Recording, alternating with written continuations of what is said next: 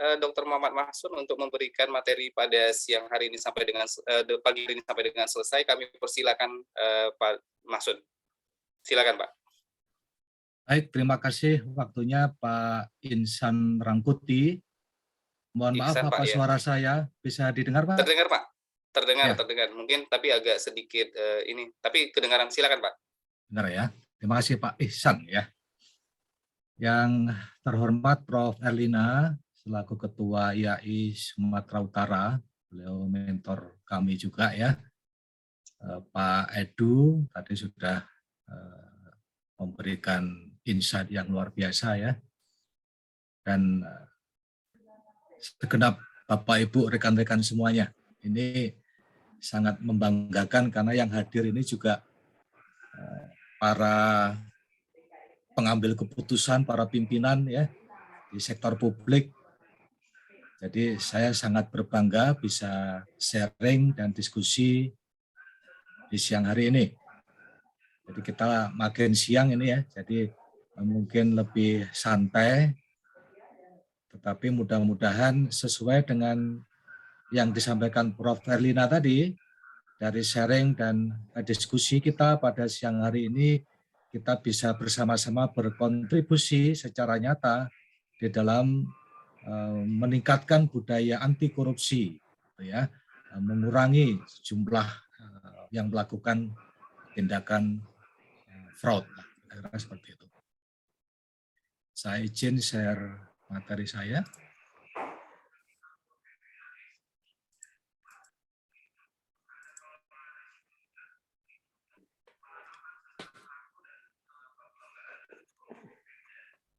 Mungkin saya lepas gini aja ya Pak Ihsan ya. Bisa didengar ya Pak suara saya Pak? Bisa Pak Mahsun, silakan Pak. Baik.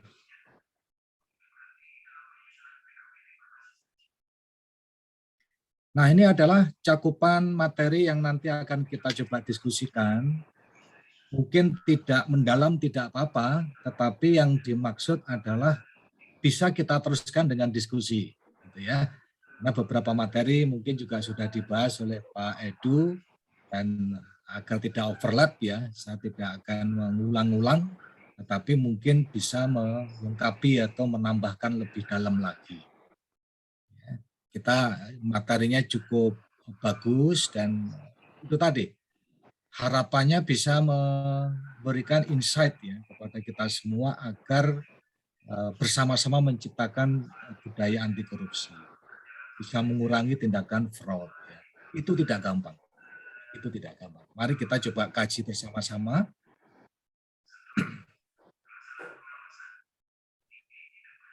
Kata kunci dari definisi fraud itu adalah tindakan ilegal. Illegal act. Segala perbuatan yang itu melanggar aturan, melanggar regulasi, itu adalah kategori fraud. Karena memang kata kuncinya di sini adalah itu perbuatan ilegal. Sehingga itu disebut sebagai perbuatan. Mohon izin Pak Mahsun, sepertinya ada double suara ya Pak di sekitar Bapak. Tidak ada Pak, tidak ada Pak. Silakan Pak kalau gitu. Ada salah satu peserta yang kebuka tuh. Baik, silakan Pak. Oke. Oke, bisa dilanjutkan Pak. Monggo Pak, silakan. Ya, ada perbuatan melawan hukum, kemudian dilakukan untuk mendapatkan keuntungan. Oke, itu dulu. Karena nanti pada saat kita melakukan analisis ya, ada dua hal di sini. Yang pertama adalah membuktikan apakah terjadi fraud. Yang kedua adalah kalau terjadi fraud, berapa kerugian. Karena fraud identik dengan kerugian ya. Ada yang diuntungkan, ada yang dirugikan, itu pasti. Nah kita lihat data tuh. Kasus fraud itu di seluruh dunia itu juga meningkat nih. Ini data 2016 sampai 2018 ya. Dari PwC untuk survei tindakan fraud ya. Itu ada kenaikan, termasuk di Asia. Kemudian di Indonesia sendiri kita coba lihat dari tahun yang sama ya, 2016 ke 18 ya, itu ada peningkatan juga ini jumlah korupsi. Tetapi di satu sisi prestasi dari teman-teman BPK juga luar biasa karena opini WTP itu cenderung naik. Sehingga dari sini kita bisa mengatakan bahwa fraud never is zero. Fraud itu tidak pernah ada zeronya. Jangan harap fraud itu nol, tidak ada. Yang bisa adalah fraud itu dikurangi. Fraud never is zero. Nah, dampak dari fraud itu adalah kerugian. Makanya di dalam kita melakukan investigasi, ya, ada dua target. Yang pertama adalah membuktikan adanya PMH, perbuatan melawan hukum. Yang kedua adalah menghitung kerugian. Tadi disampaikan oleh Pak Edu juga. Kerugian negara bisa dihitung kalau dilakukan pemeriksaan investigatif terlebih dahulu. Ya, karena dari aktivitas ilegal tadi, aktivitas fraud tadi, itu akan menimbulkan kerugian. Selama periode 2015 sampai 19, jumlah kasus korupsi di Indonesia mengalami penurunan nih. Dari 550 menjadi 271 kasus, turun tuh. Tetapi ingat, kerugian negara malah meningkat nih. Setinggi 171%. Dari awalnya 3,1 triliun menjadi 8,4 triliun. Jumlahnya menurun, tetapi kerugiannya naik. Berarti kan tingkat modus dan cara berkorupsinya ini sudah semakin bermutasi. Gitu. Nah, di kajian internasional juga sudah sepakat ya bahwa fraud itu menimbulkan kerugian. Baik ini dilakukan di sektor bisnis maupun sektor publik. Fraud menimbulkan kerugian. Nah, dari peningkatan jumlah kerugian tadi, ya, kita lihat beberapa modus yang kita resume ya, dari Business Insight ini ya. Ada modus yang namanya manipulasi saham. Kasusnya tidak banyak, tetapi kerugiannya signifikan. Ada markup ya. Ada proyek-proyek fiktif, ada penggelapan, itu udah biasa ya. Sering jadi temuan juga pada saat ada pemeriksaan keuangan negara. Ya, ini adalah data yang bisa kita jadikan kajian nih. Ya. Kasusnya menurun, tetapi nilai kerugiannya naik. Ya. Nah, saya menegaskan sekali lagi bahwa fraud beda dengan error. Fraud itu disengaja, error tidak disengaja. Nah, kadang-kadang orang bersembunyi di balik error. Pak, saya tidak tahu, Pak. Pak, saya tidak ngerti ada undang-undang baru, Pak. Nah, gitu ya. Seperti tadi yang didiskusikan Prof. Elina. Ya. Tidak memungut pajak dan tidak menyetor ke negara karena tidak tahu apakah itu fraud apa error. Itu kategori error itu, lalai. Tetapi ingat ya, bahwa definisi kerugian negara itu adalah berkurangnya harta, ya, berkurangnya harta kekayaan negara akibat perbuatan melawan hukum maupun kelalaian. Jadi lalai yang mengakibatkan sejumlah kerugian ya, itu termasuk pelanggaran juga jadi temuan, sehingga yang bersangkutan masuk juga kan gitu kan. Jadi jangan kita terbuai dengan pemisahan antara error ya, error dengan fraud tadi. Karena meskipun itu error, meskipun itu lalai, meskipun karena tidak tahu, yang mengakibatkan itu kerugian ya, maka yang bersangkutan akan disalahkan. Yang bersangkutan akan mempertanggungjawabkan perbuatannya. Ya. Seperti itu yang harus kita pahami ya, kita dalamin agar kita tidak terjebak dengan saya lalai kok, saya tidak tahu. Itu tidak bisa. Apapun itu adalah memicu terjadinya kerugian negara, maka yang bersangkutan adalah bersalah. Ya. Saya tidak mengulang ini, beberapa kajian teori, ada fraud triangle teori maupun fraud diamond, ya. Itu sudah dikupas banyak. Kadang-kadang kemampuan untuk merasionalisasi, menjustifikasi itu memang betul bisa memicu orang berbuat curang. Ya. Beberapa indikasi kalau kita melakukan pemeriksaan itu ya ini indikasi. Kalau bahasa lainnya adalah red flag. Ya. Ada red flag yang menunjukkan ini perlu dilakukan penelitian ya, karena ada indikasi kecurangan. Ya. Ada pemalsuan, penggelapan ya sudah sering disampaikan ya. Jadi kalau kita lihat flow kecurangan itu biasanya akan ada di situ pemalsuan, ya. Memalsu data, memalsu laporan, kemudian ada penggelapan, ya. Dia ambil untuk kepentingan tertentu, kemudian ada rekayasa laporan keuangan. Ya. Dan yang terakhir ada TPPU, tindak pidana pencucian uang. Itu adalah menyembunyikan hasil kejahatannya. Jadi pada saat ada analisis fraud itu ada 3, itu sangat gampang untuk dipahami ya. Korupsi, penyalahgunaan aset ya, kemudian rekayasa laporan keuangan. Itu adalah hal-hal yang memang sering terjadi ya untuk perbuatan fraud itu, di mana hasil kejahatan itu akan dicuci. Ya, saat ini mencuci uang itu juga ada banyak cara ya, salah satunya dimainkan di cryptocurrency, gitu ya. Ya, dibelikan Bitcoin, dibelikan Ethereum, ya, sehingga uangnya berkembang di situ dan tidak terdetek lewat perbankan.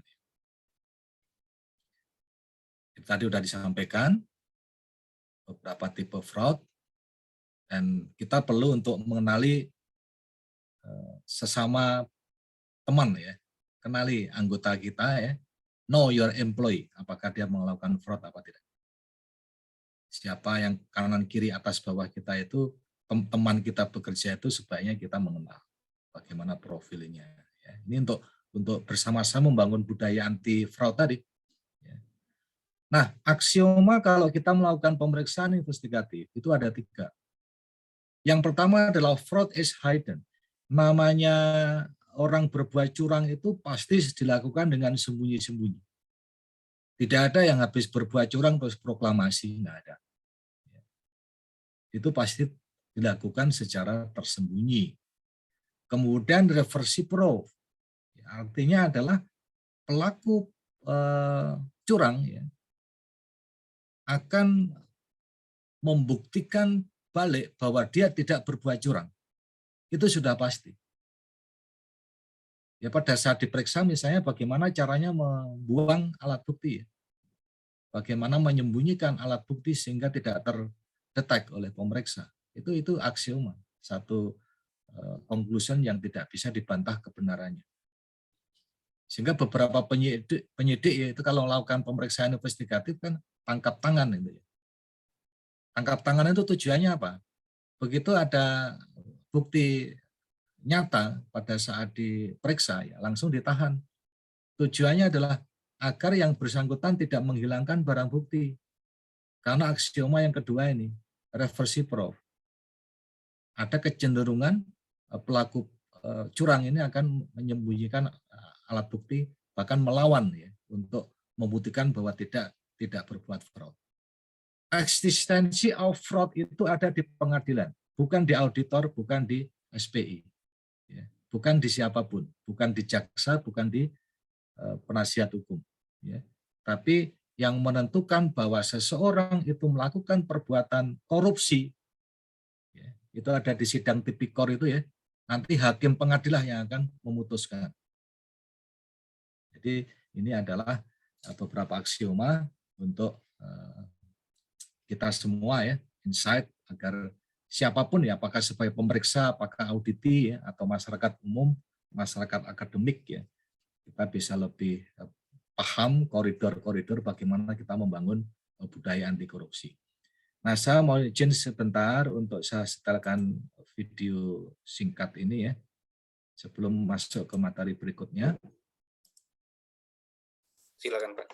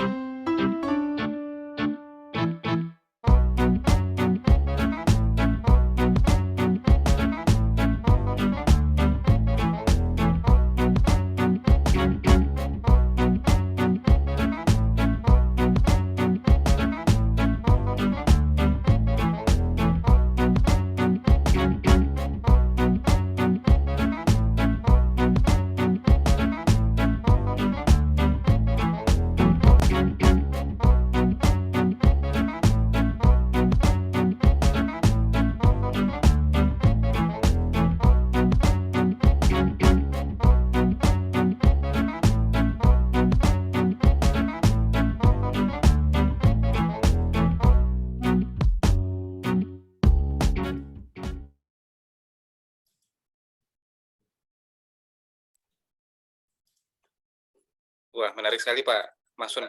Sepertinya pun di kolom chat udah mulai share dong videonya kan gitu. Mungkin jadi bahan sosialisasi juga nanti Pak. Silakan Pak, Ya, Pak. dilanjutkan. Baik, Pak.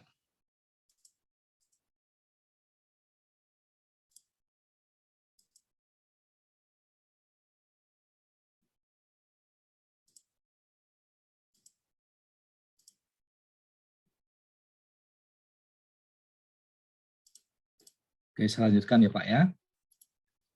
Ini tadi adalah basic kita pada saat kita pengen mengkaji dan membentuk sistem anti fraud atau anti korupsi ya.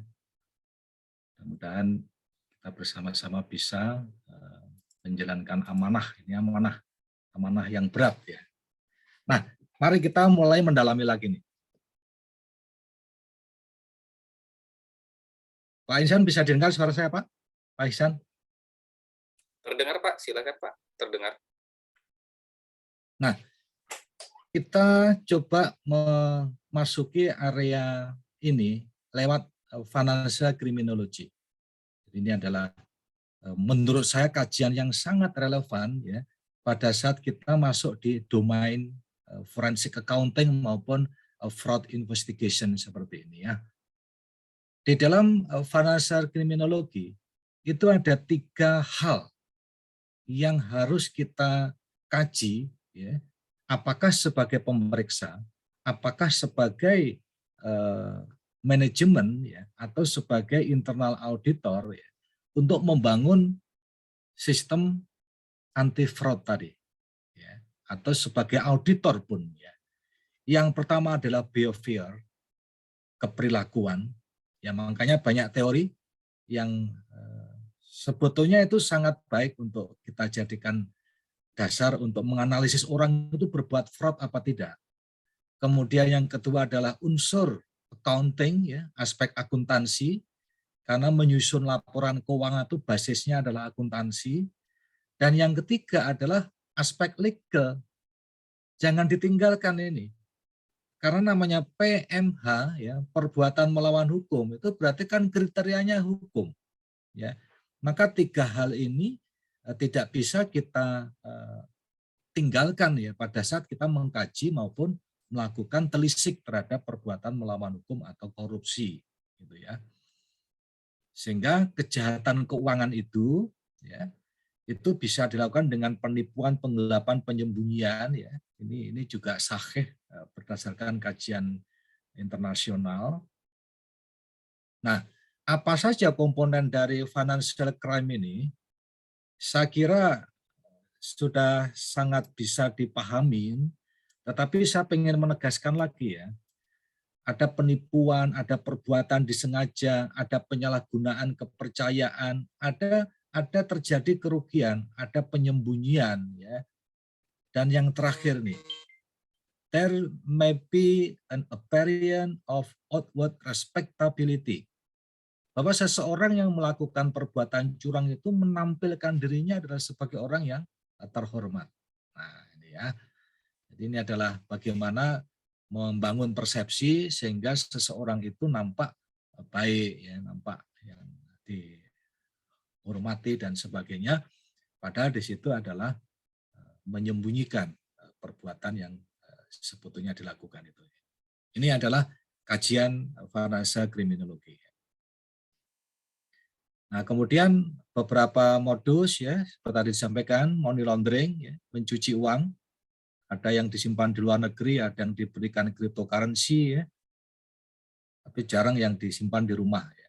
Tapi biasanya orang ini kan pintar ya untuk bagaimana menyembunyikan hasil kejahatannya. Kemudian ada fraudulent financial reporting, ya, bagaimana membuat rekayasa laporan keuangan. Ya.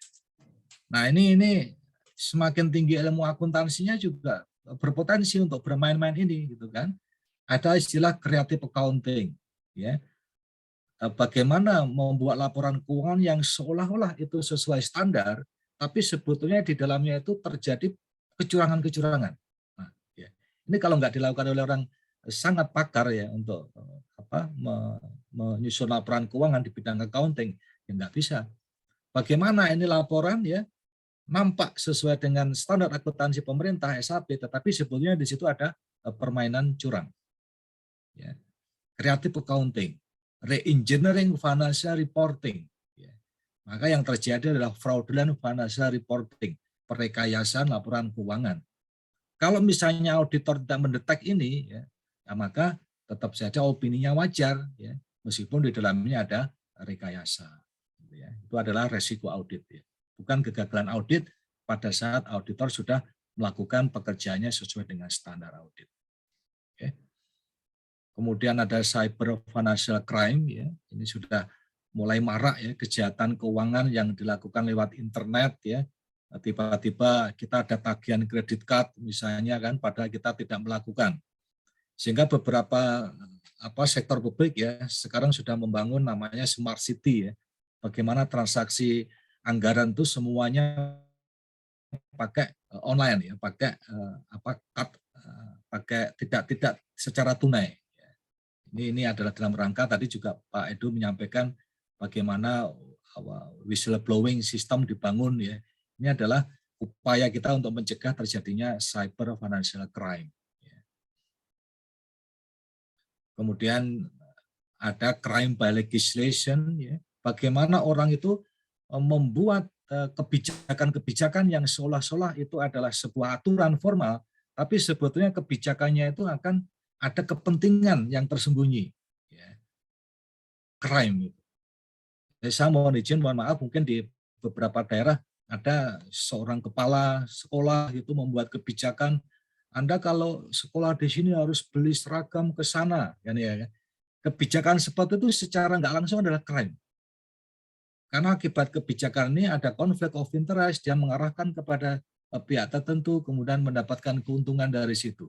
Ini adalah crime by legislation di tingkat kecil, di tingkat banyak, di tingkat tinggi, ya itu akan banyak sekali model-model seperti itu. Ya. Kemudian juga ada the moral licensing theory. Ya. Ini adalah satu teori ya yang cukup bagus ya kita kaji ya, bahwa kebaikan yang pernah dilakukan seseorang itu biasanya dijadikan lisensi dan pembolehan ketika seseorang melakukan keburukan. Ini sering orang lalai.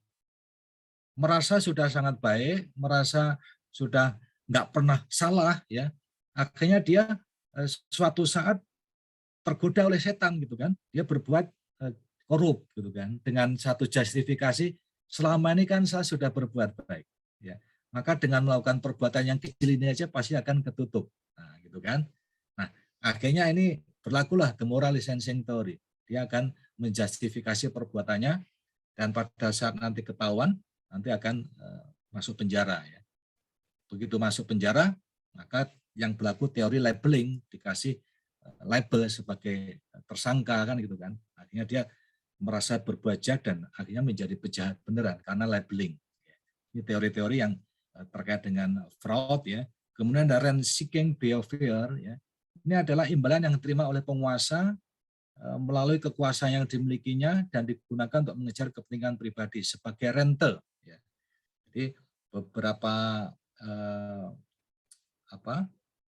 pejabat ya mungkin udah nyiapin nanti kalau ada pembangunan akan ada beberapa calon ya, maka di situ terjadilah rent seeking sebetulnya. Ini adalah perbuatan yang terstruktur ya, terencana untuk berbuat curang. Ya. Ini juga kalau teman-teman mau kasih kajian ya tentang rent seeking behavior bisa pakai teori signaling ya, teman-teman ini kan ada yang dari kampus juga ya, silakan. Ini kajian yang bagus menurut saya. Beberapa indikasi ada praktek rent seeking itu adalah booking kapitalnya rendah, hutang tinggi, creative accounting, imunitas rendah. Jadi beberapa misalnya kontraktor ya begitu dapat pekerjaan bangun konstruksi gitu ya di tengah pandemik dia juga pilot ya. Nah, imunitasnya rendah. Kenapa kok ini bisa dipilih misalnya kan? Ada apa? Ini adalah indikasi praktek rent seeking. Kira-kira seperti itulah kajiannya ya. Signaling teori ya, ini beberapa indikasi ya atas perbedaan informasi akhirnya menimbulkan keuntungan bagi pihak tertentu. Ada business judgment rule ya, ini teman-teman yang di BUMD ya, hati-hati ya, BUMN ya, tadi ada dari Tirtonadi ini kan banyak nih. Ada satu case ya, mungkin menyimak kasusnya Direktur Pertamina gitu ya, bagaimana akhirnya salah juga ya pada saat dia menghadapi suasana pandemik misalnya, suasana di mana harus mengambil kebijakan atas nama perusahaan, ya, atas nama entitas, ternyata rugi. Ya. Kebijakan yang diambil oleh pimpinan ya, ternyata menimbulkan kerugian, ya, itu masuk kerugian perusahaan atau kerugian fraud. Maka yang diuji adalah business judgment rule. Apakah kebijakan yang diambil itu memenuhi 4 unsur? Apa 4 unsur itu?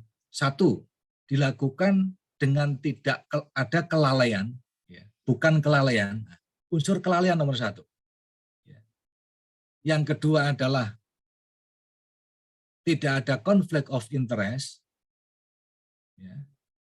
Kemudian ada upaya untuk mencegah kerugian. Ya. Ini adalah bagaimana kita menguji apakah itu business judgment rule, ya, atau bukan. Tidak ada kelalaian. Kemudian tidak ada konflik of interest, kemudian ada upaya untuk mencegah kerugian yang berkelanjutan. Itu akan diuji. Kalau itu terbukti, maka itu adalah kerugian perusahaan. Tapi kalau itu tidak terbukti, maka itu bisa masuk sebagai fraud. Ya, maka yang menjadi pimpinan ya harus mempertanggungjawabkan. Ya. Kemudian ada kolusi, sudah sering kita bahas. Nah, saya menegaskan lagi tentang fraud risk assessment ya. Sebagai auditor, penting kiranya kita untuk melakukan fraud risk assessment. Ya. Bagaimana sih sebetulnya kewajiban kita untuk melakukan FRA ini? Ini diatur dalam standar. Ya. Kalau kita lihat dari standar internasional itu ada SAS 99 ya, ada ISA 240, yaitu dua-duanya meminta auditor kalau melakukan pemeriksaan ya, keuangan ya, dia tidak mengatakan investigatif ya, tetapi ini audit laporan keuangan ya, harus melakukan fraud risk assessment, mempertimbangkan penilaian risiko kecurangan. Ya. Kemudian ini diadopsi di sektor publik menjadi ISA 1240, kemudian di Indonesia itu diadopsi di SPKN ya. Tadi sudah disampaikan SPKN yang terbaru 2017. Nah di dalam SPKN itu nanti kita lihat tuh ada guidelines tuh bagaimana kita membuat fraud assessment. Ada namanya FRAM ya, fraud assessment metric ya. Ini bagus banget ya kalau kita terapkan, sangat bagus menurut saya karena di sini kita diminta untuk mengidentifikasi secara awal di tahap perencanaan ya atas kemungkinan risiko kecurangan itu. Di beberapa riset juga mendukung ya bagaimana seorang yang berprofesi sebagai auditor itu harus paham tentang fraud assessment, ya. Harus paham tentang forensic accounting. Ya. Kenapa harus paham forensic accounting? Karena kalau kita mengaudit itu bukan hanya uang, ya. Bukan hanya kita melulu angka, ya.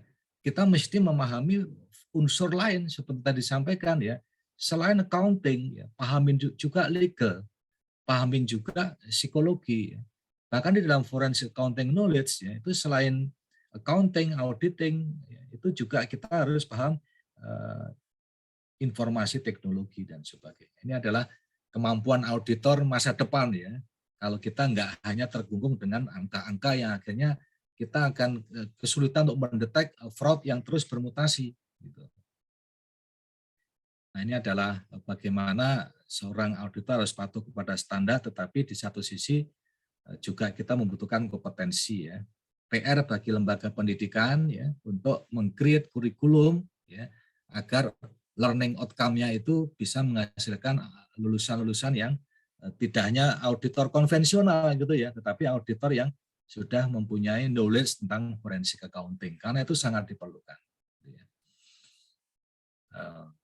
Stakeholders dari auditor itu banyak ya dan ada expectation gap ya yang tinggi itu karena bisa jadi karena auditornya tidak secara komprehensif ya knowledge dan kompetensinya di bidang forensik sehingga ada beberapa yang tidak dapat kedetek ya meskipun itu memang terjadi ya, kecurangan ya. Silakan, ini beberapa teori yang bisa dikaji. Opini wajah tanpa pengecualian bukan berarti bebas masalah.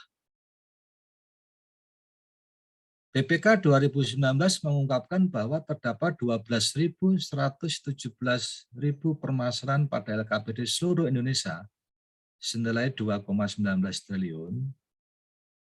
Dari 12.117 permasalahan itu terdapat 6.259 permasalahan kepatuhan terhadap peraturan undang-undang dan 2 senilai 2,19 triliun yang terdiri dari ya, 429 potensi kerugian senilai 308. Ya. 2642 itu permasalahan kerugian senilai 1,3. Jadi intinya apa nih? Kembali lagi kepada statement kita di depan. Korupsi itu menyebabkan kerugian. Perbuatan fraud itu menyebabkan kerugian. PMH, perbuatan melawan hukum, itu mengakibatkan sejumlah kerugian. Ya. Kalau itu APBD ya kerugian daerah, kalau itu APBN kerugian negara. Ya. Ini beberapa data yang muncul dari istisar hasil pemeriksaan. Ya. Oke, saya lanjut aja, nanti kita sambung dengan diskusi ya. Ini adalah panduan yang sangat bagus bagaimana kita melakukan fraud assessment trick ya. Ambil dari tadi disampaikan ya, ada korupsi, penyalahgunaan aset, ada pernyataan menyesatkan, itu semua akan kita identifikasi ke dalam matrik. Ya. Kemudian kita sejak awal itu sudah punya rencana. Ya. Di dalam prosedur audit kita itu sudah ada FRAM. Ya. Apakah ini nanti kita akan melakukan, tentu akan tertuang di dalam program pemeriksaan kita. Ya. Saya melebar sedikit tentang pidana. Tadi sudah disampaikan, sudah sangat bagus ya, fraud ada asset misappropriation, ada fraudulent statement, ada korupsi. Fraud adalah PMH, perbuatan melawan hukum. Ya. Ini adalah pidana. Kalau itu dilakukan yang bukan di sektor publik ya, ini biasanya kasus-kasus yang sering terjadi itu ya, adanya pemalsuan. 263. Hukuman paling lama 6 tahun. Memalsu dokumen, memalsu tanda tangan, memalsu laporan-laporan ya. 372 penggelapan, hukumannya 4 tahun. 374 penggelapan dalam jabatan, pidana badan paling lama 5 tahun. Penipuan ya. 378 itu penipuan, termasuk penipuan pembukuan ya. Bagaimana merekayasa laporan yang bias ya. Itu juga ancaman pidana paling lama 4 tahun. Kemudian Undang-Undang Nomor 8 2010 itu tentang TPPU ya, tindak pidana pencucian uang ya. Itu hukumannya cukup berat ya. Paling lama 20 tahun dan denda paling banyak 10 miliar. Ini yang disebut dengan dimiskinkan itu sebetulnya ini. Bagaimana membuat orang jahat ya, kejahatan ekonomi ya, kejahatan keuangan itu dimiskinkan itu pakai Undang-Undang 8 2010. Ada namanya aset tracing ya, untuk mengejar bagaimana hasil kejahatan itu dicuci. Nah, mari kita bangun sistem anti fraud. Mencegah lebih baik daripada menangkap maling ya. Mencegah lebih baik daripada mengobati. Kira-kira seperti itu. Mari kita budayakan sistem anti fraud ini lebih bijak daripada sudah tahu orang berbuat fraud ya, baru kita kejar-kejar. Janganlah seperti itu ya. Saya tidak akan mengupas banyak. Ini adalah kajian-kajian bagaimana orang yang tahu tetapi mengimplementasikan, tahu aturan ya. Itu sama dengan orang yang tahu sedikit-sedikit tapi mengimplementasikan ya. Berikan penghargaan kepada orang ini. Sebaliknya ada yang sudah tahu regulasi ya, tapi dia tidak melakukan. Orang yang do not know regulasi, tapi dia do not implement, tidak tahu dan tidak melakukan. Itu sama-sama orang bersalah. Ya, dia masuk di kuadran 3 dan kuadran 4. Dia wajib dikasih sanksi. Nah, ini kembali lagi ke pertanyaannya Prof. Elina tadi. Dia nggak tahu, dia nggak tahu ada kewajiban pungut pajak sehingga nggak bayar. Dia tuh masuknya di kuadran 4 loh. Tetap bersalah. Gitu kan? Nah, ini bagaimana kita menganalisis kepatuhan ya.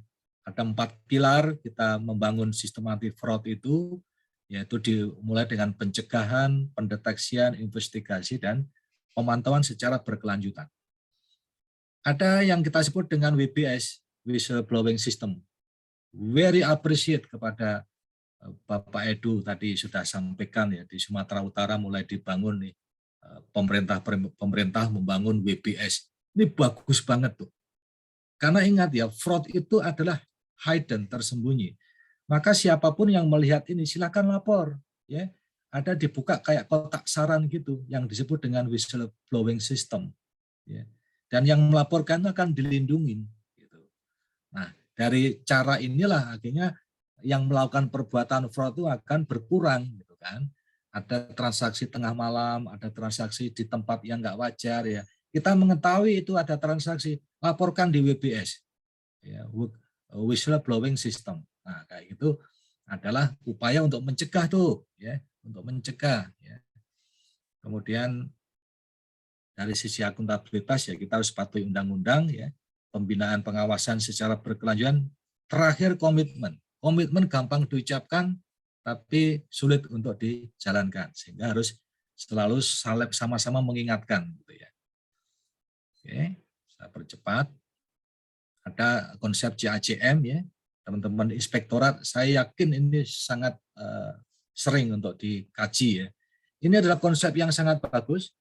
Bagaimana kita memberikan unsur edukasi juga di situ? Ada continuous audit, continuous monitoring ya. Begitu ada temuan ya, bagaimana kita terus memonitor ya. Jangan nunggu nanti di tahun berikutnya orang berbuat salah lagi. Jadi ini makna edukasinya sangat tinggi untuk sebuah pencegahan, gitu ya. Saya kira itu kita bisa lanjutkan dengan diskusi. Tentu dukungan regulasi dan keberadaan peraturan atau standar yang mewajibkan CACM ini akan mempercepat implementasinya. Dan ingat bahwa the commitment adalah utama. Ini adalah nomor satu. Ya. Kita harus komit untuk bersama-sama memerangi orang berbuat fraud tadi, ya. Dan kata terakhir saya adalah perilaku tidak mematuhi prinsip adalah awalan dari perbuatan fraud. Ya. Ini adalah warning bagi kita semua ya. Sekali lagi, perilaku yang tidak mematuhi aturan atau prinsip itu sebetulnya adalah awalan dari sebuah perbuatan fraud. Dan pesan dari ini salah satu vokalis ya, Nirvana nih. The duty of youth is to challenge corruption ya. Tugas anak-anak muda itu adalah memerangi korupsi. Kasihan banget loh ya. Kita mau mewariskan anak-anak muda untuk memerangi korupsi ya. Karena tadi ya kembali lagi fraud is never zero ya.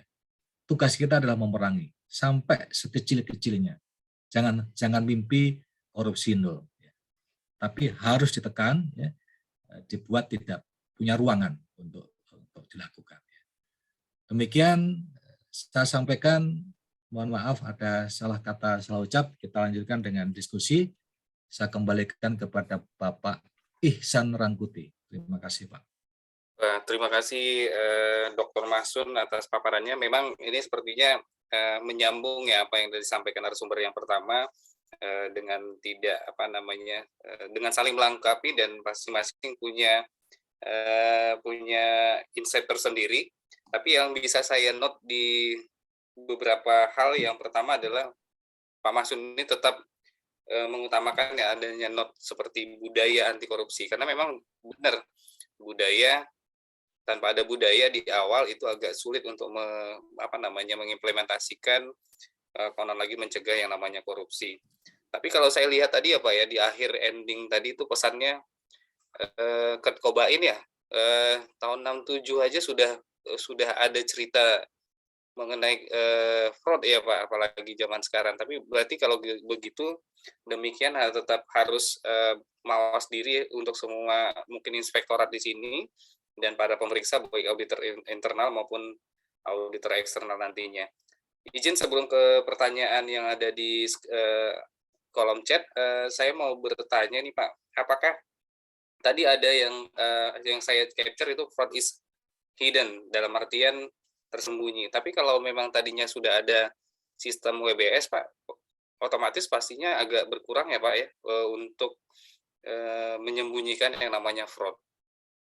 Seperti itu. Mungkin bagaimana ya Pak dalam artian supaya WBS ini efektif, sehingga hidden itu pasti sehingga fraud itu lebih banyak berkurang dan lebih banyak dimitigasi dari awal. Kira-kira gimana Pak kiat-kiatnya? Karena Logikanya, ya, karena beberapa logikanya perusahaan begini ya Pak. pastinya sudah punya mekanisme yang namanya WBS. Ya monggo Pak, silakan. Logikanya ya, fraud itu seperti virus. Oke. WBS itu adalah sistem antivirus. Ya. Pada saat sudah ada sistem antivirusnya, maka virusnya itu akan berkurang, bahkan kedetek. Pertanyaan berikutnya, apakah virus itu diam atau bermutasi? Bermutasi loh, Pak. Ya. Jadi modus operandi yang dilakukan itu sangat bervariasi, mengikuti perubahan lingkungan. Bayangkan kalau kita nggak punya sistem anti fraud, punya sistem anti fraud saja, dia akan bermutasi. Tetapi paling nggak ini bisa dikurangi, paling nggak bisa ditekan. Ya. Tetapi kembali lagi kepada istilah tadi, ya, seperti virus itu. Dia akan berganti cara, dia akan berganti model, ya, yang tujuannya adalah fraud. Ya, maka sistemnya kan juga harus nggak boleh kalah itu. Kita bangun lagi. Ya, itulah yang terjadi sampai saat ini. Baik, terima kasih Pak penjelasannya. Di kolom chat sudah ada pertanyaan dari Pak Reza Fidli. Kira-kira berkenan untuk menanyakan langsung? Open mute, open kamera, kira-kira Pak Reza? Baik, terima kasih Ya, atas mungkin kesempatan yang diberikan. silakan bisa di. Ya, Silakan Pak. Oke, baik, terima kasih Pak Ihsan. Izin bertanya Pak Mahsun terkait tadi yang terakhir ya, di analysis of regulatory compliance di kuadran 2 disebutkan do not know regulatory, tapi dia implement. Nah, ini kondisinya di lapangan itu seperti apa ya? Dia tidak mengetahui peraturan tersebut, namun dia mengimplementasikannya seperti itu. Nah, ini mohon pencerahannya Pak. Kondisi lapangan seperti apa? Mungkin itu saja. Terima kasih atas pencerahannya. Wassalamualaikum warahmatullahi wabarakatuh.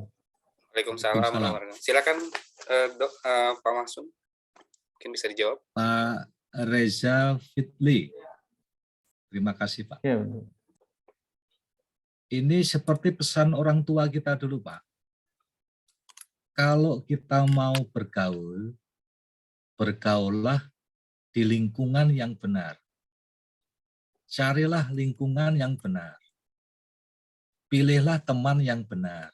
Kira-kira seperti itu.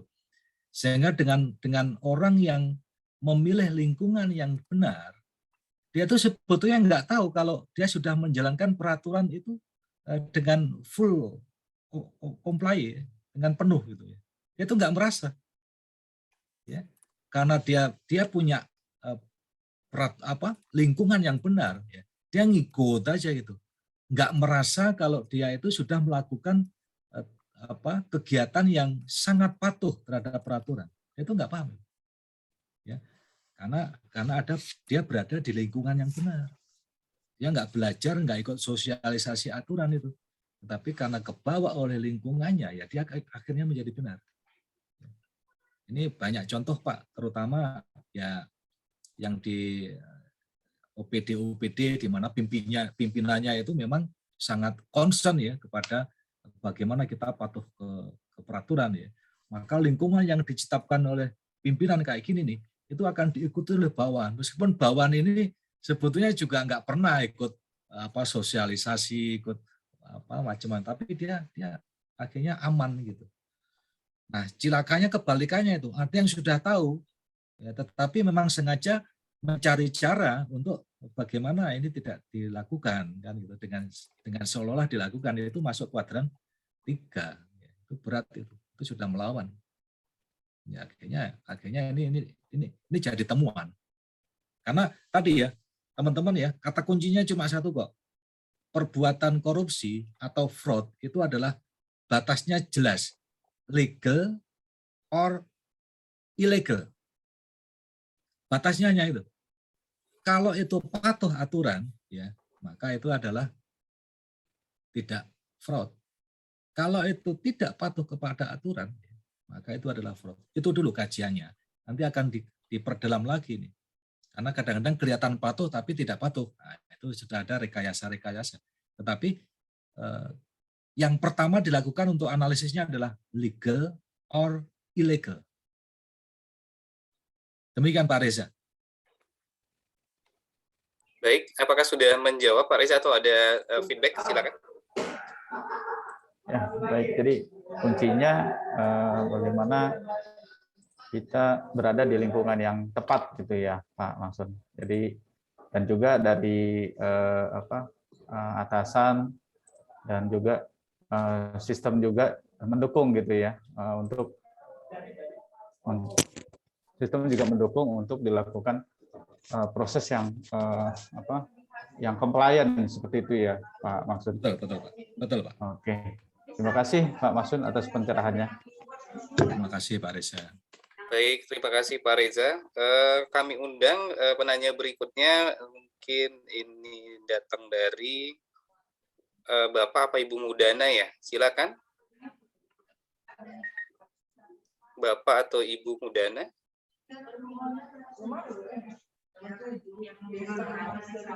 Oke, kalau belum berkenan, ini pertanyaannya Pak Masud, izin bertanya. Hasil WTP bagi laporan keuangan daerah adalah suatu kebanggaan. Mungkin ini menyambung pertanyaan Pak Ibu tadi ya. Tapi daerah yang dapat WTP tidak ada jaminan daerah tersebut bebas korupsi. Jadi apakah ada hubungan langsung WTP dengan korupsi? Terima kasih. Mohon penjelasan Pak Masud, silakan. Pemeriksaan yang dilakukan oleh auditor negara itu ada 3 jenis. Mohon maaf, suara saya bisa didengar ya Pak Ihsan ya? Bisa, Tadi, bisa Pak. Oke. Ada pemeriksaan laporan keuangan, ada pemeriksaan kinerja, ya. Kemudian ada pemeriksaan dengan tujuan tertentu, ya. Di mana kalau pemeriksaan investigatif itu ada di pemeriksaan jenis yang ketiga ini, PDTT, pemeriksaan dengan tujuan tertentu, ya. Nah, output dari pemeriksaan laporan keuangan itu adalah opini. Kriteria untuk memberikan opini kewajaran laporan keuangan itu adalah kriteria yang tertuang di dalam standar akuntansi pemerintah. Maka pada saat penyajian dan pelaporan keuangan itu memenuhi kaidah dan ketentuan standar akuntansi pemerintah, maka auditor eksternal akan mengatakan wajar. Pertanyaannya kemudian muncul, kenapa Pak?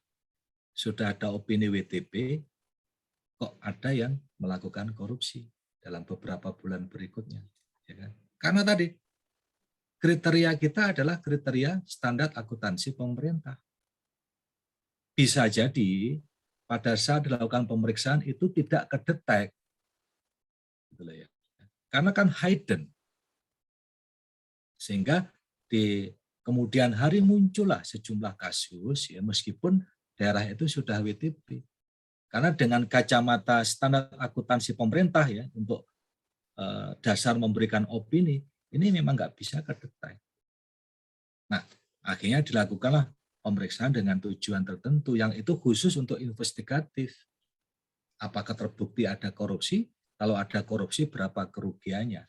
Penugasannya berbeda dengan penugasan yang pertama tadi. Jadi ini adalah satu hal yang mungkin menjadi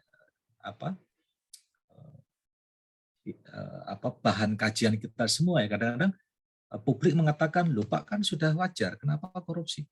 Pendekatannya beda. Wajar dan tidak itu adalah kriterianya standar akuntansi pemerintah. Sementara itu apakah terjadi korupsi, itu nanti dibuktikan dengan pemeriksaan investigatif dulu, kemudian seperti aksioma investigasi tadi, fraud is hidden, kemudian ada reversi proof, ya, kemudian eksistensi of fraud itu ada di pengadilan. Itu nanti buktinya pengadilan tipikor sana. Tapi model pemeriksaannya berbeda loh ya. Itu modelnya adalah biasanya dari pemeriksaan investigatif. Demikian, Bapak. Baik, terima kasih. Mudah-mudahan sudah menjawab ya Bapak atau Ibu Mudana ya. Kami undang, kira-kira ada yang ingin bertanya langsung? Silakan. Silakan mungkin di raise hand atau open kamera dan open mic-nya.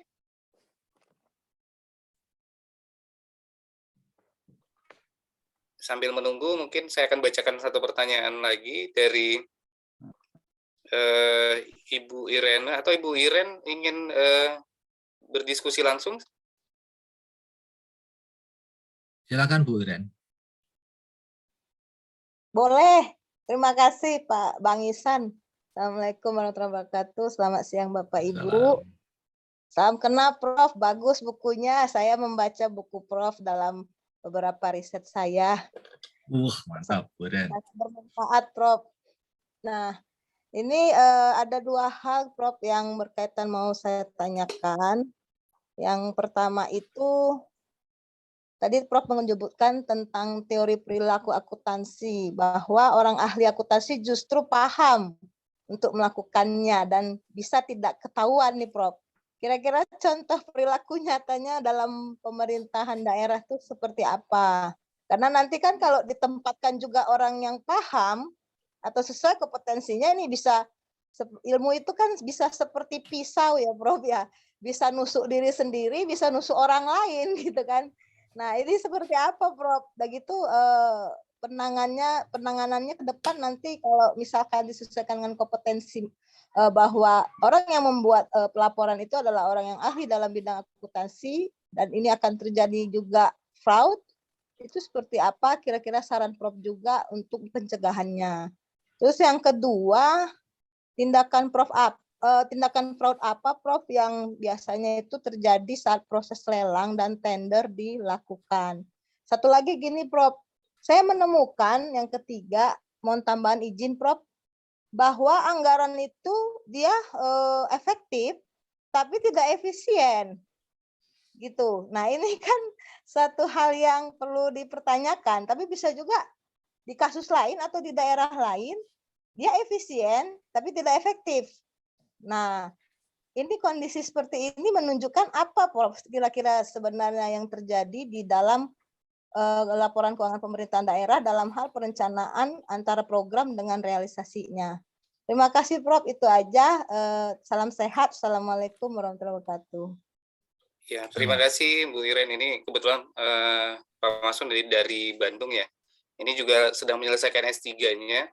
Mungkin ini salah satu, jangan-jangan ini mungkin salah satu topik disertasinya mungkin. Silakan Pak Masun.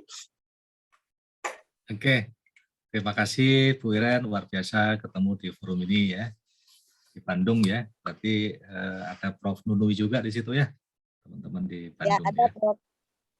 Nah, salam nanti buat beliau. Jadi begini, pertama ini cukup bagus dan sensitif wilayah ini. Ilmu akuntansi itu tinggal yang pakai nanti aliran hitam apa aliran putih. Betul, seperti pisau bermata dua. Gitu. Karena apa? Karena kalau kita lagi lakukan pemeriksaan ya, itu kan pertama namanya kalau di luar sana disebut dengan kick off ya, kick off meeting. Betul? Atau entry meeting ya. Entry meeting.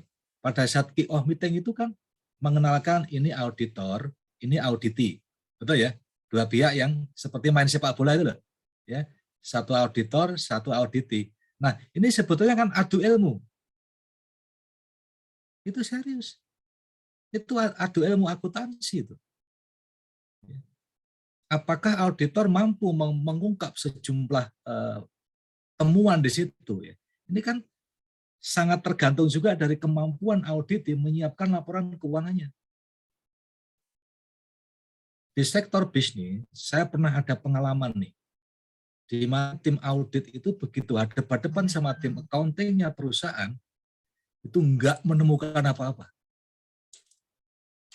Akhirnya tidak punya namanya journal adjustment. Enggak ada yang di-adjust. Semuanya bisa dijawab. Ya. Apakah memungkinkan itu, Pak? Memungkinkan.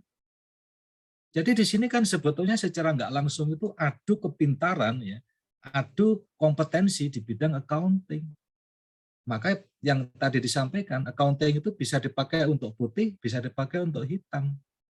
Karena bisa dipakai untuk mengelabuhi laporan yang nggak kelihatan.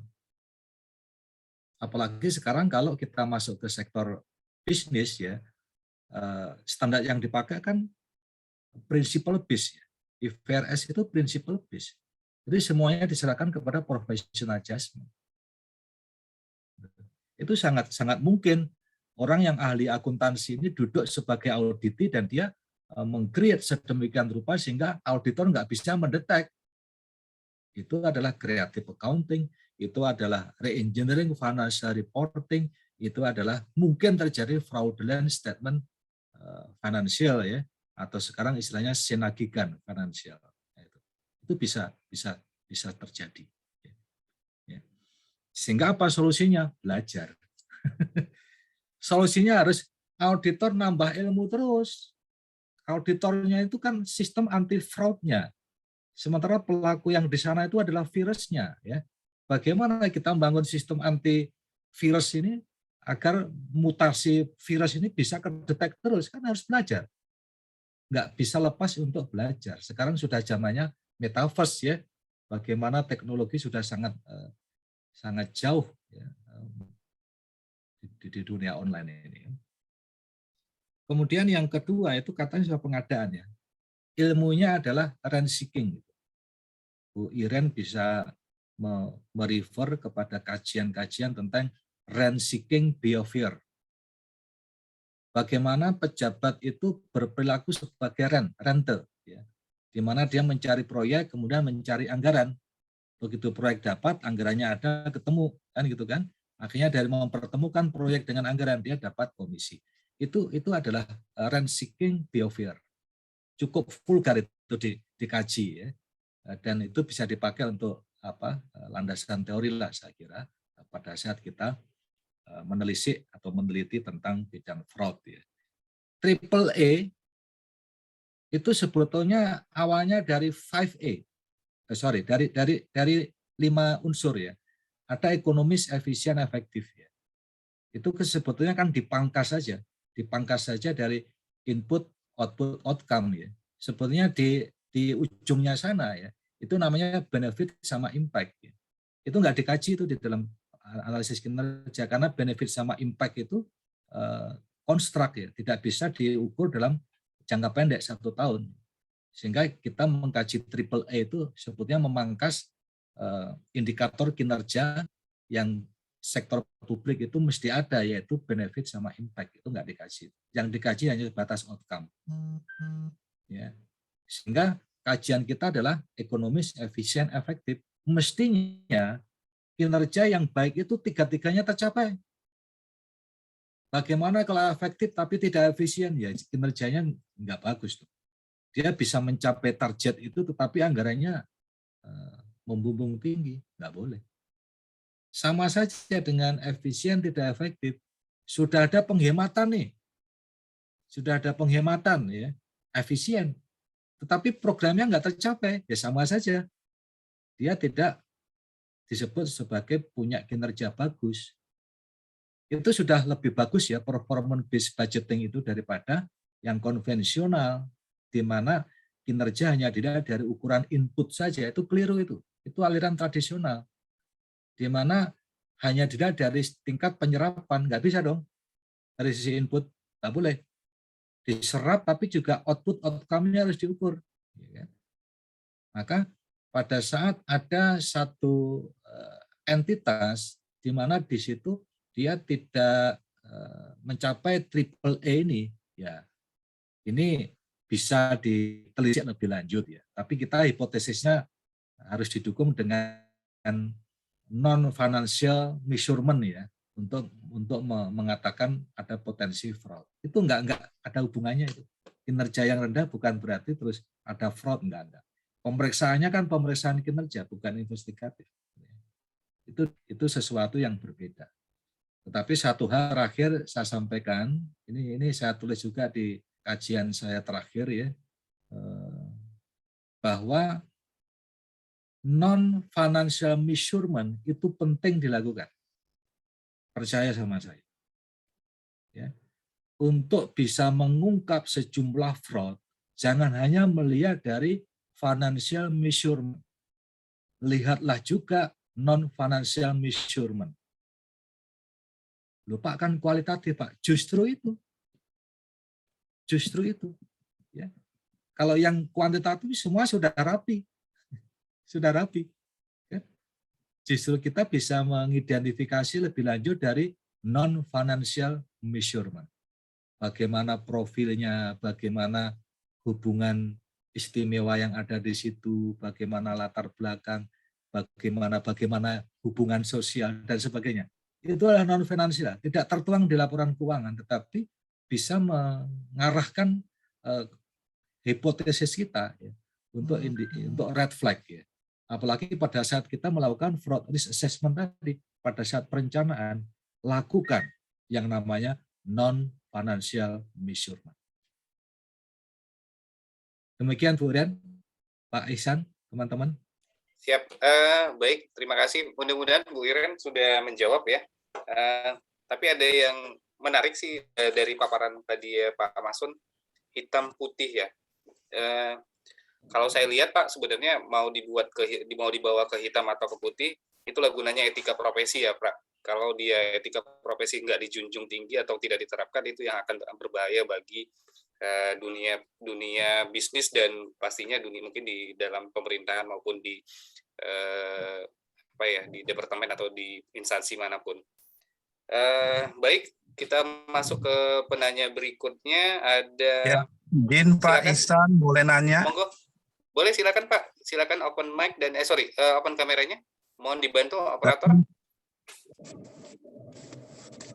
Assalamualaikum warahmatullahi wabarakatuh. Waalaikumsalam. Salam. Silakan Pak, dari mana?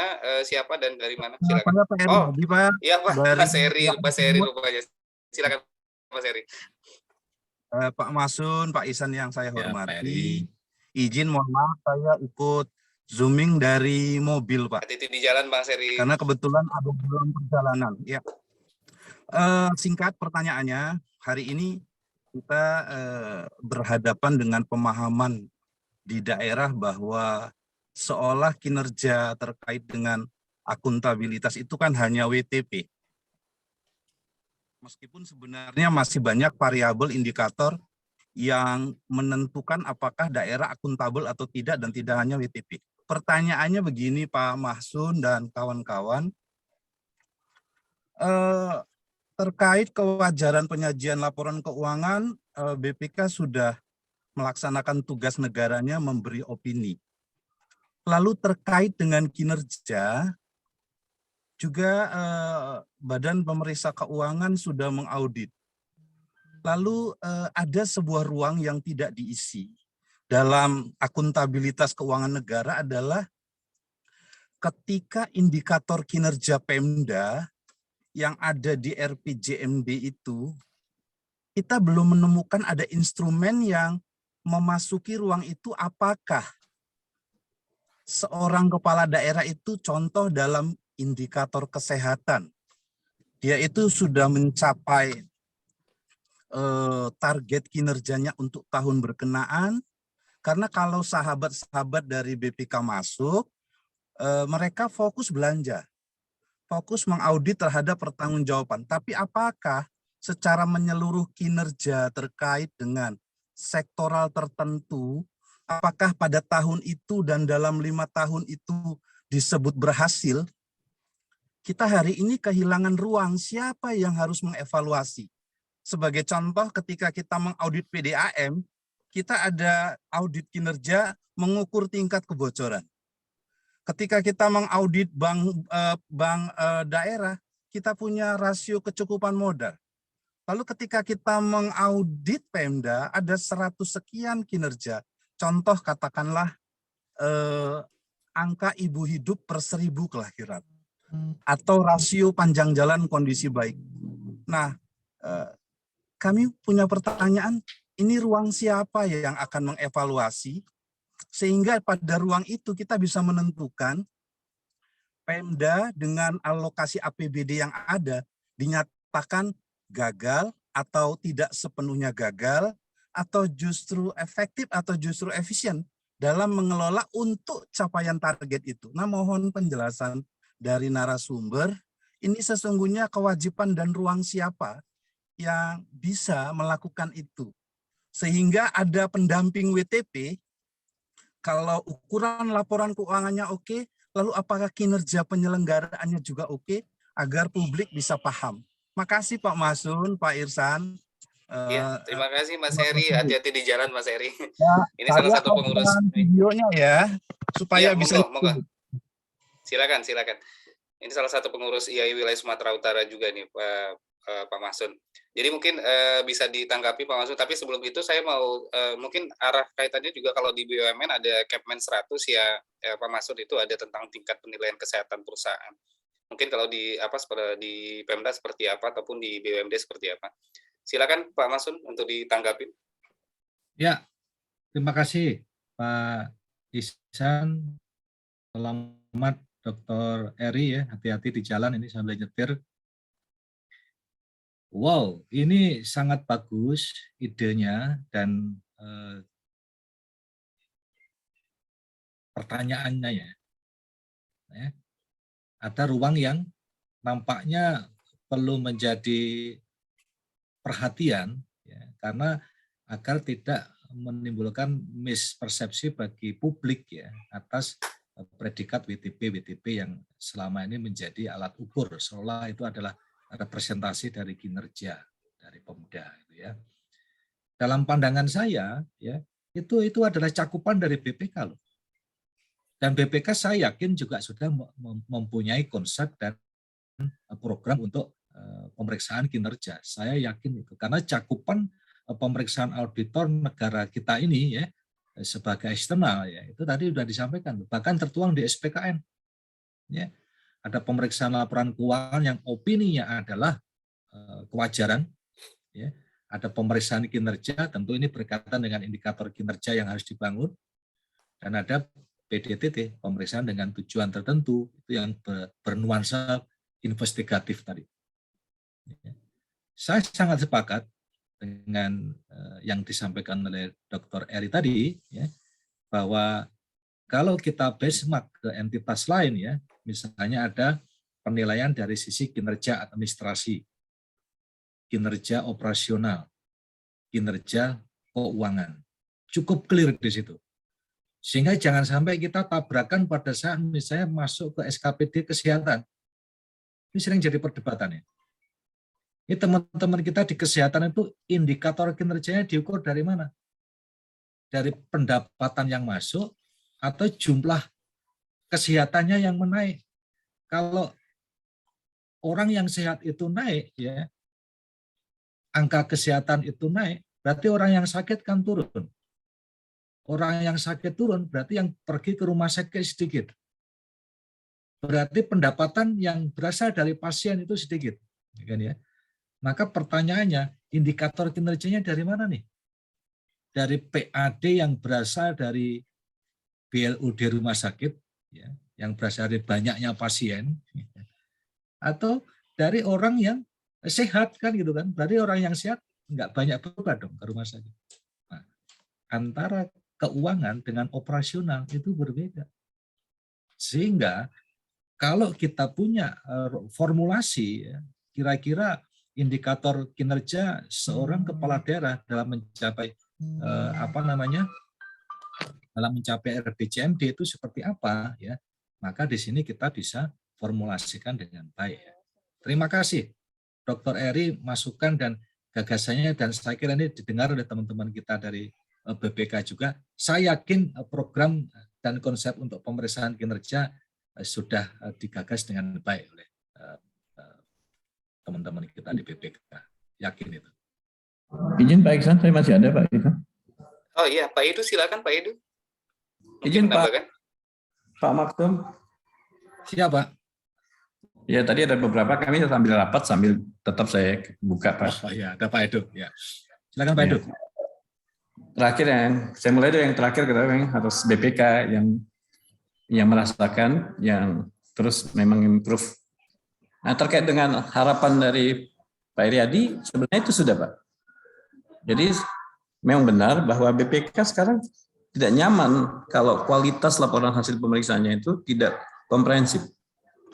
Jadi audit komprehensif itu sekarang di audit LK pun sudah dilakukan. Cuma sangat terbatas. Jadi terbatas. Kami masih ngambil provinsi, izin Pak. Jadi untuk audit provinsi itu ada 2 langsung. Audit keuangan dan namanya audit kinerja. Laporannya namanya long form audit report. Nah, ini yang sudah dilakukan BPK. Untuk menjawab bahwa perlu dijelaskan tentang indikator kinerjanya. Yaitu salah satunya yang tadi. Kami sudah mulai mengambil tema-tema yang signifikan. Kalau tahun lalu secara serentak kami mengambil tema, misalnya ada beberapa yang berkaitan dengan pengelolaan infrastruktur. Belanja modal besar, kami uji pertanggungjawaban dari akuntabilitas dan transparansinya. Tapi bagaimana dengan outcome-nya? Itu sudah mulai kami uji. Jadi temanya kemarin pengelolaan infrastruktur. Jadi untuk kinerja daripada belanja modal. Sehingga kami sudah menghitung atau mulai menyampaikan kinerja daripada pemerintah provinsi dalam rangka pengelolaan infrastruktur. Saat ini yang kami lakukan adalah pengelolaan penuntasan kemiskinan. Jadi sudah ada langsung sekaligus sama Pak. Audit keuangan sekaligus audit kinerja. Hanya dalam tatanan yang sangat terbatas. Jadi artinya segala masukan seperti yang dipertanyakan oleh Pak Iriadi sebenarnya sudah siapa yang akan melakukan? Terjawab BPK yang melakukan. Tapi apakah sudah optimal? Proses maturity, pendewasaan daripada kualitas itu akan terus kita sama-sama lakukan terus. Karena ada masih keterbatasan sumber daya. Tapi paling tidak, memang kualitas daripada audit keuangan ini harus terus ditingkatkan. Jangan hanya mengukur akuntabilitas dan transparansi, tapi juga harus bisa memenuhi harapan daripada stakeholder yang lebih luas. Yaitu dia harus bisa menjawab indikator kinerja. Mungkin gitu. Jadi sudah dilakukan Pak, izin. Nah, kalau saya dulu audit BUMN, saya dulu lama di pemeriksaan BUMN, itu dua-dua langsung. Kalau kita dulu. Jadi audit financial audit sekaligus juga ada untuk pengukur kinerjanya. Itu mungkin Pak Ihsan Rangkuti sempat tahu itu. Nah, terkait dengan bagaimana BPK. Ada juga kantor akuntan publik yang untuk dan atas nama BPK yang dulu cover letter dulu dikeluarkan oleh BPK untuk audit BUMN. Nah, tadi juga kami dengar ada tadi yang sama, yang pertama itu juga. Jadi BPK juga harus hadir. Nah, terkait dengan yang pertama tadi ada pertanyaan menarik gitu yang Pak Reja, mungkin bayangan saya Pak Reja menanyakan fraud ini kenapa ya tidak mengetahui tapi dilaksanakan tadi. Terus bayangan kami mungkin gini Pak Maksud, mungkin kalau saya berhadapan memang sering itu terjadi. Kenapa? Karena ya kita ini melaksanakan kegiatan berdasarkan apa yang sudah dilakukan. Jadi bahasanya saya kan melakukan yang sudah dilakukan oleh pendahulu saya. Mungkin itu jawabnya. Jadi saya nggak tahu kalau itu bermasalah. Jadi tahu-tahu rupanya masalah. Mungkin itu yang maksud Pak Reja. Jadi kenapa bisa terjadi? Karena kita melakukan sesuatu yang sebelumnya itu sudah dilakukan, tapi pas kita ya itu jadi masalah karena mungkin itu yang kami anggap sebagai bagian daripada apa yang dipertanyakan Pak Reja. Terus bagaimana juga BPK bisa berperan terkait dengan yang tadi udah jawab Pak Maksum lah, luar biasa yang tadi bagaimana opini WTP ini ya tetap aja masalah korupsi bisa terjadi. Ya kan, namanya korupsi itu bisa terjadi. Tapi jangan sekali-sekali korupsi yang permasalahan yang signifikan, yang nilainya besar terjadi, tapi opininya WTP itu rasanya tidak mungkin. Kenapa? Kan kalau nilainya signifikan, pasti mempengaruhi opini. Nah itu yang ingin kami bagi Pak Maksum, bahwa kami memang auditnya kan sampel. Jadi sering ya kalau sampelnya jangan sampai pengambilan sampelnya, sampel yang signifikan lewat.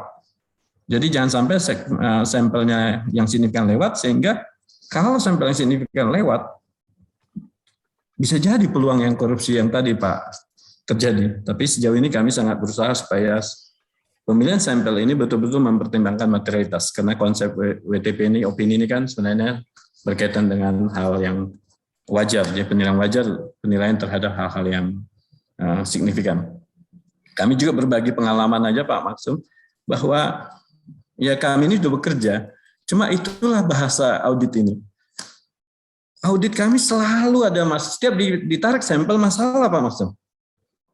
Bukan nggak masalah, masalah pasti. Mau belanja modal masalah. Signifikan, tapi dipulihkan. Karena dipulihkan dalam penarikan opini, tentunya kan sudah tidak mempengaruhi lagi. BPK beda, dia kan dalam rangka untuk pertanggungjawaban, dan pertanggungjawaban itu sudah dilakukan dengan hal-hal yang tadi berdampak terhadap kelebihan bayar sudah di store kembali. Karena di store kembali, tentunya akun itu sekarang sudah benar. Nah, atas pemulihan ini kan sudah bagian daripada yang disajikan. Nah, kalau misalnya jadi piutang, nah, tahun berjalan kan dia akan diterima jadi kas pada piutang. Jadi bahasanya memang BPK sudah terus menemukan itu. Jadi hal-hal yang tadi permasalahan yang kasus-kasus korupsi tadi, itu yang ingin kami katakan bahwa pasti bisa terjadi, tapi percayalah korupsi yang terjadi itu pasti bukan untuk sampel yang tidak signifikan. Kalau dia masih untuk opini WTP. Mungkin itu yang kita ingin tambahkan. Kami terus berusaha seperti yang disampaikan Pak Maksum bahwa konsep tadi harus sama. Ya kami terus mengikuti aja yang disampaikan Pak Maksum. Jadi mudah-mudahan itu yang kami coba sambungkan ke para stakeholder ini Pak Maksum, seperti yang ada harapan Pak Maksum tadi. Mungkin masyarakat itu jauh lebih simpel aja memang yang berharap, tapi tadi Pak Maksum sudah sangat detail untuk menjelaskan. Kalau accounting behavior, mohon izin Pak Maksum, kami kebetulan saya kuliah 1 S2-nya suka itu. Kebetulan saya ngambil tema skripsi dan tesis. Memang informasi akuntansi terhadap perilaku. Saya ambil contoh seperti yang penyusunan anggaran lah. Penyusunan anggaran tema yang sangat simpel, tapi accounting behavior. Akuntansi di situ kan di anggaran itu ada standar biaya. Standar biaya ini sekarang bagaimana kita informasi keuangan ini kita implementasikan dalam penyusunan. Jadi proses perilaku penyusunannya yang disebut accounting behavior-nya. Jadi apakah kita menetapkan sebagai top down atau participating. Jadi bahasa-bahasa itu yang kami terapkan di Pemda juga, kami sudah menguji itu Pak, supaya jangan sampai hal-hal yang ditetapkan dalam target ini ya boleh dikatakan asal-asalan. Dan itu udah pasti umum Pak. Kami juga sudah mulai mengembangkan standar. Atau kan bahwa hal-hal penyusunan ini penting untuk menjadi jadi dasar dalam pemberian opini. Izin Pak Maksum, kami coba anggaran ini pun bisa berdampak terhadap opini.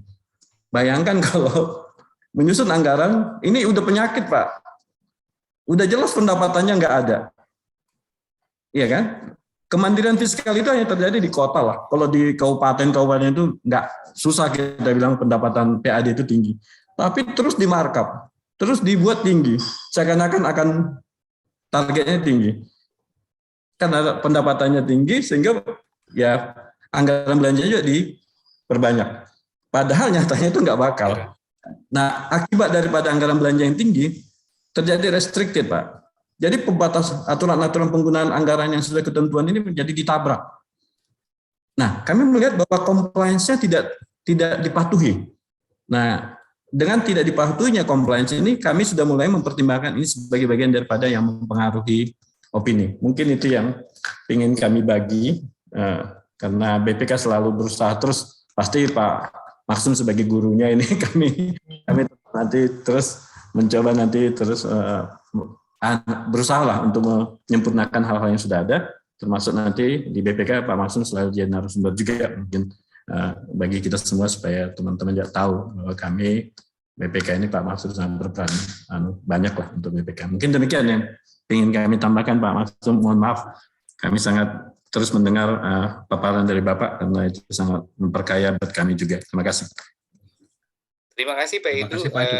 masih join di sampai dengan saat ini. Jadi sudah tambahan penjelasan Pak Edu itu sudah menambah jawaban dari pertanyaan-pertanyaan tadi Pak Reza, kemudian Mas Eri, dan mungkin tadi ada siapa ya, Ibu atau Bapak Mudana. Mungkin kita lanjut, Pak Masun masih ada waktu. Tadi kayaknya Pak Jamal ya. Pak Jamal ada yang ingin mau ditanyakan? Sepertinya tadi open mic.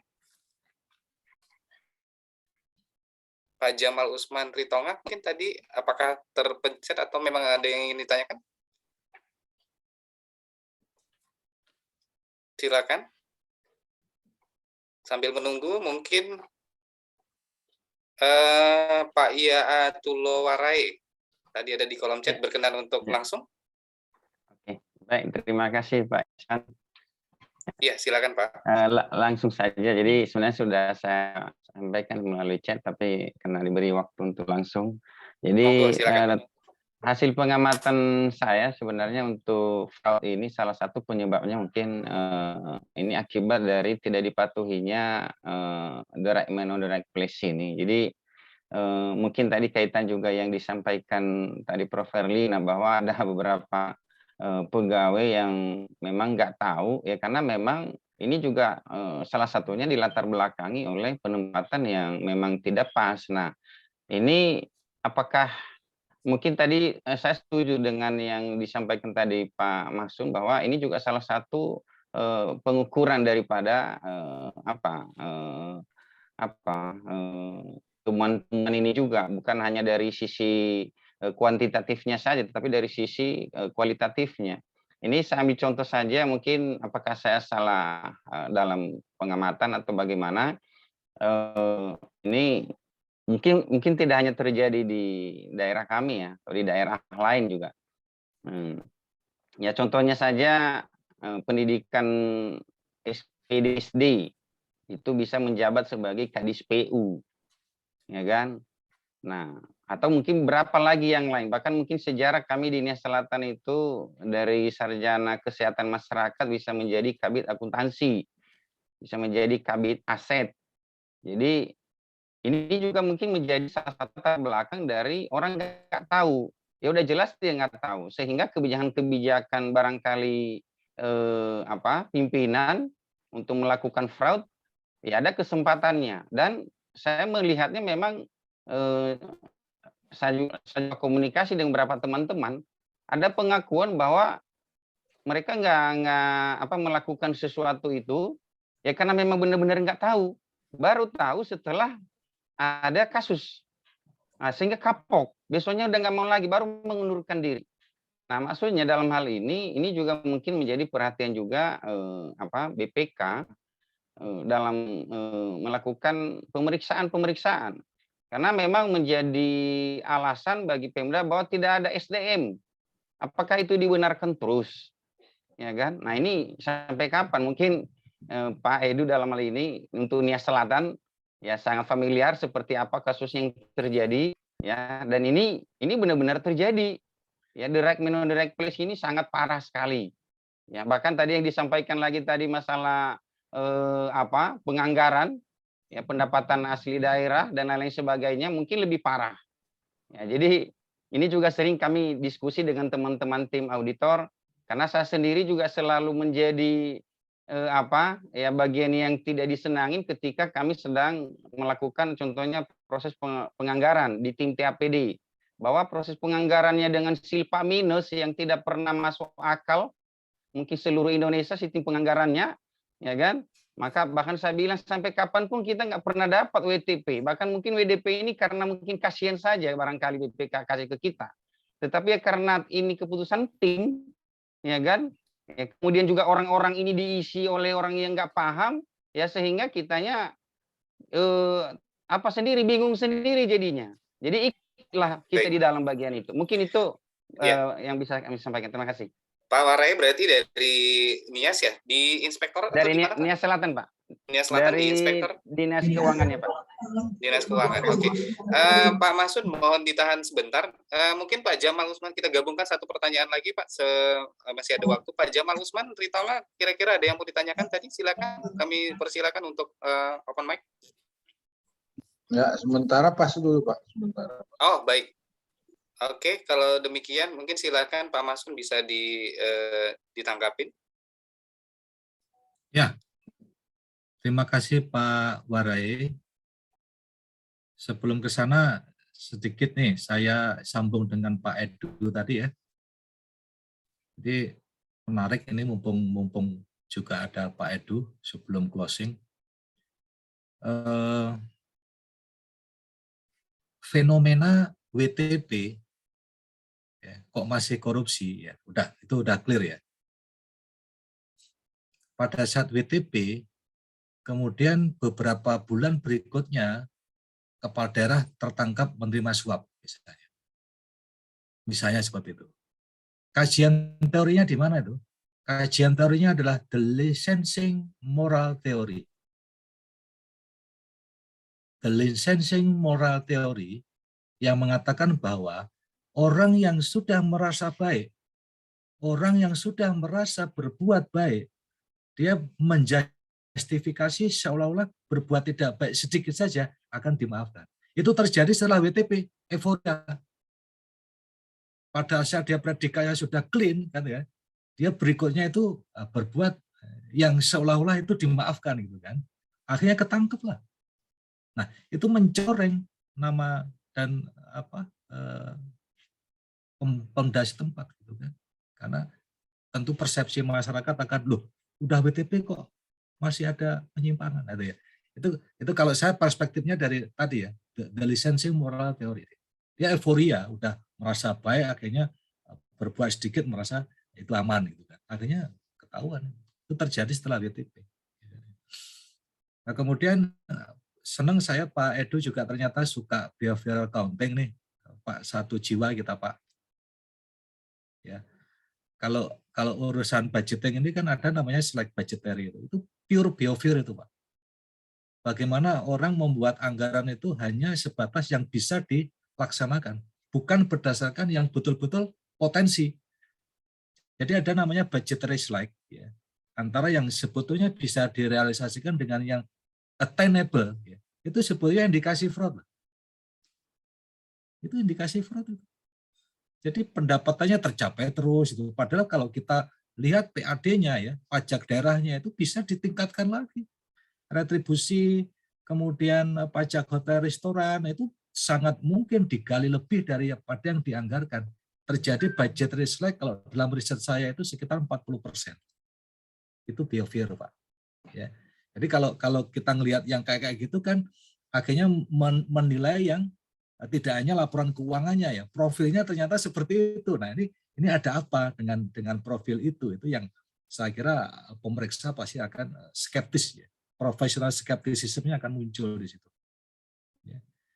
Pak Warau, the right man in the right place ya. Saya sepakat itu dan sekarang mungkin bisa merasakan ya kalau kita menempatkan orang yang salah akhirnya juga akan menimpa seluruh entitas gitu kan. Bagaimana untuk agar semuanya baik, untuk memperkecil anggaran itu sebetulnya 1 orang 2 orang diberangkatkan diklat nanti dia pulang membagi ilmunya kepada yang lain. Jangan alasan nggak punya anggaran ya, atau anggaran kecil itu ya. Namanya pendidikan, Bapak ke Jogja, kirim 1 orang Pak. 1 orang ke Jogja, nanti nginap di Wisma UGM, ketemu saya nanti di situ. Kan? Nah, pulang 1 orang ini nanti mengajarkan kepada teman-temannya di unit kerjanya itu, nah itu sudah penghematan luar biasa. Jadi right man in the right place ya, oke, itu salah satu cara untuk bagaimana agar kita tetap kompeten ya. Lakukan penghematan dengan ikut diklat ya. Yang itu misalnya nggak semuanya harus berangkat. 1-2 orang itu berangkat pulang bawa misi harus disosialisasikan kepada yang lain. Itu salah satu alternatif. Pak Edu ada Prof. Herlina, saya kira juga banyak cara ya untuk alternatif bagaimana mengembangkan SDM lebih lanjut. Demikian Pak Ihsan, Pak Ware, terima kasih. Iya, mungkin ada tambahan dari Pak Edu, silakan Pak. Terima kasih. Saya tambahkan ya Pak. Pak Maksum. Siapa itu? Pokoknya setiap nyebut BPK, aku melu lah. Jadi memang di mana? Apakah BPK tidak hadir? Justru hadir lah kita, Pak. Coba lihat. Itulah culture-nya yang belum berubah. Jadi kami udah minta ini Pak Maksum. Kepala daerah bacalah hasil BPK itu menyebut sebab. Sebab itu udah berisi tentang pegawai kita. Jadi hal-hal permasalahan yang dilakukan oleh pegawai kita. Nah, hal-hal yang menjadi permasalahan yang pegawai kita ini seharusnya menjadi database bagi kepala biro kepegawaian atau SDM-nya. Jadi harusnya data itu masuk ke data SDM atau kepegawaian. Sayangnya, Pak Warau, ini nggak terjadi. Di daerah itu nggak terjadi. Udah 1000 kali kita kasih orang ini kena terus, Pak. Inilah orang yang menjadi bertanggung jawab. Tapi di bidding nggak dimasukkan syarat itu. Jadi seharusnya proses untuk evaluasi kalau mau memberikan kinerja, penilaian kinerja masukkan itu. Jadi jangan sampai apalagi yang bidding. Kalau di BPK jelas banget itu. Jadi kalau ada yang sudah bermasalah, syarat administrasinya pun udah langsung gugur dia, Pak Wali. Jadi harusnya hasil BPK itu digunakan sebagai dasar untuk evaluasi kinerja dari pegawai. Mungkin itu udah kami ajak, Pak. Jadi mohon supaya kita sama-sama terus mendorong, jangan putus asa. Tunjukkan di unit kerja Bapak dulu. Itu nanti menjadi benchmark. Jadi selalu saya bilang, itu Pak, Bapak jadi role model lah ya Pak Maksum. Nanti kita dorong Bapak jadi role model, itu mudah-mudahan bisa berhasil. Tapi BPK udah hadir untuk hal yang Bapak khawatirkan tadi. Mungkin itu yang ingin kami tambah. Terima kasih. Baik, terima kasih Pak Edu. Ya, mungkin kita sudah masuk di penghujung acara. Luar biasa pertanyaan-pertanyaan dan diskusi yang luar biasa dinamisnya. Namun waktu jualah yang membatasi kita. Mungkin Prof. Erlina dan teman-teman IAI wilayah Sumatera Utara kayaknya harus ada lanjutan nih sepertinya session kedua. Karena waktunya cukup terbatas. Namun luar biasa semangat Pak Edu, Pak Masun, dan kawan-kawan semua. Kalau saya lihat masih bertahan banyak nih peserta yang ada di Zoom meeting ini. Namun demikian, terima kasih insight yang sudah luar biasa dari kedua narasumber dan yang terakhir dari Pak Masun. Mudah-mudahan bisa membawa perubahan bagi instansi yang ada di tempat kita bekerja, dan pastinya budaya say no to fraud ya itu bisa diterapkan di masing-masing insan pekerja dan karyawan semuanya. Baik, mungkin ini saja saya kembalikan kepada kepada Mbak Rara, silakan untuk melanjutkan acara berikutnya. Demikian, terima kasih Pak Masun, Pak Edu. Assalamualaikum warahmatullahi wabarakatuh. Selamat siang.